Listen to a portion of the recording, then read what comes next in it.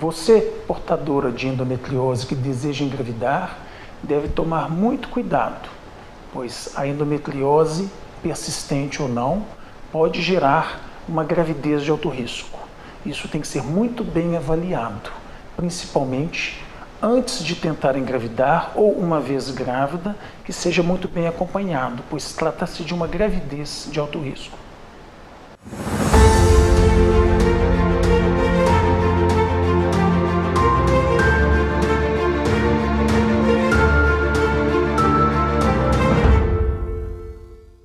Considerando esse contexto endometriose e gravidez, podemos enfatizar 3 situações possíveis. Na primeira delas, temos uma paciente assintomática, com o que a gente chama de endometriose epifenômeno.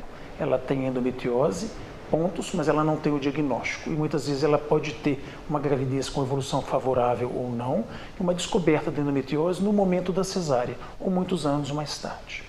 No segundo contexto, a gente tem uma situação de uma paciente que tem o diagnóstico da endometriose, seja sintomática ou não, seja persistente ou não, e acaba engravidando. E ela apresenta piora desse quadro, principalmente nos primeiros 3 meses, decorrente do aumento do útero, que pode gerar uma distensão, retração daquela aderência ou infiltração, e por causa do aumento dos estrogênios.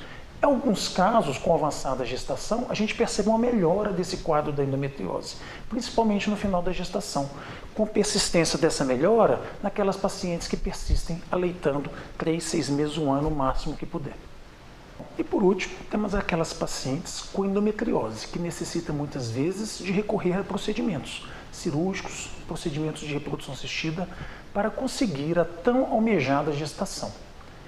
Essas pacientes, na sua grande maioria das vezes, vão se encontrar em momentos da vida após os 35 anos, o que por si só denota gestação de alto risco, com toda uma expectativa, uma tensão vinculada à gestação, à endometriose, o que as torna muito mais vulneráveis, fisicamente e emocionalmente, com os riscos decorrentes da gestação de alto risco, da idade e da endometriose, como a gente já mencionou anteriormente.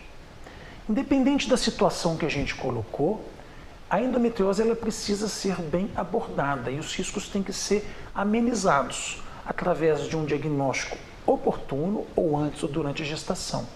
E para isso, para amenizar esses riscos, a gente precisa numerar algumas coisas que têm que ser feitas. Realizar visitas regulares a um obstetra qualificado de preferência, ter uma alimentação saudável, manter o controle rigoroso do peso, observar o organismo. O organismo vai dizer à paciente se ela precisa descansar, se ela precisa desacelerar, evitar o uso de cigarro, de álcool, usar medicações apenas quando muito indicado.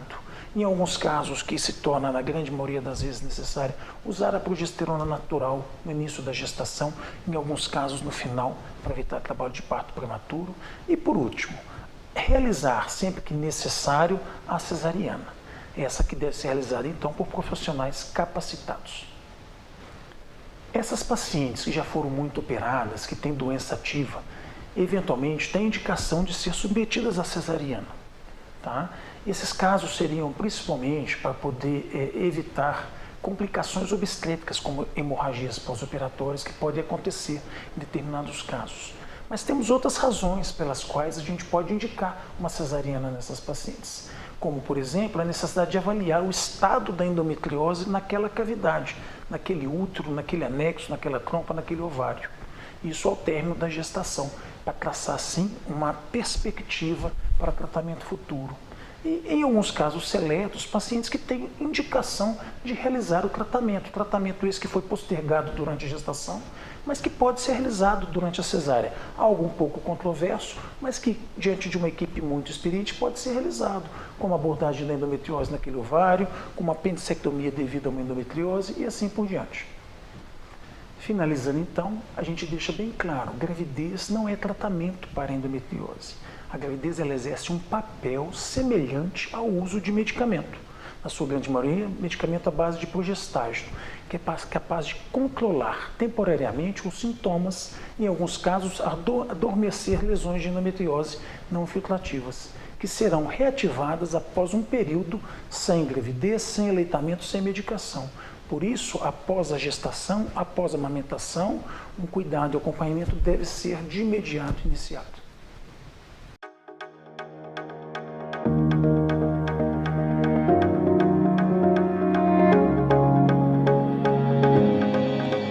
você quiser saber mais sobre endometriose e saúde da mulher, inscreva-se no nosso canal. Compartilhe essas informações. Assim, teremos mais chances de vencer essa doença.